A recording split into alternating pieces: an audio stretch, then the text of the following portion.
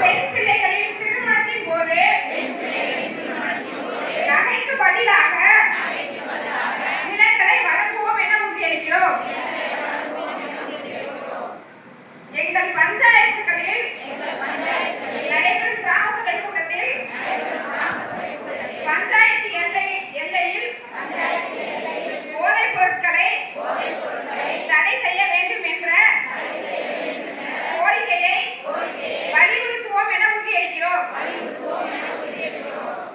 குடும்பத்தினருக்கு உணவூட்டும் பெண்களாகிய நாங்கள்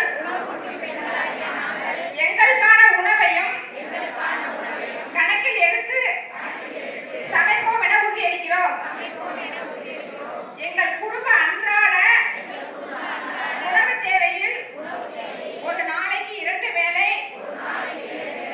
ஏதாவது ஒரு வடிவில் சிறுதானியங்களை இணைத்துக் கொள்வோம் என உறுதியளிக்கிறோம். காலநிலை மாற்றங்களை சமாளிக்க தண்ணீரையும் மின்சாரத்தையும் சிக்கனமாக பயன்படுத்துவோம் என உறுதியளிக்கிறோம்.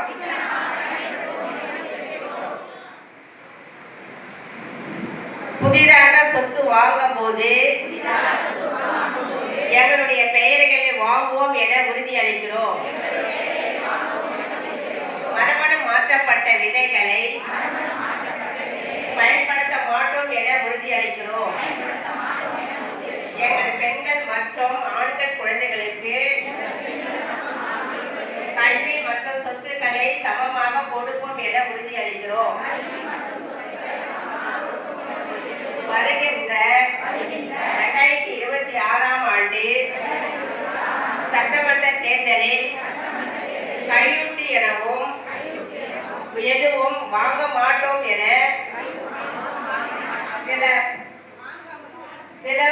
சில இலவச மயமாங்களும் நேர்மையான முறையில் நல்ல வேட்பாளர்களை தேர்ந்தெடுக்க கட்டாயமாக வாக்களிப்போம் என உறுதியளிக்கிறோம்.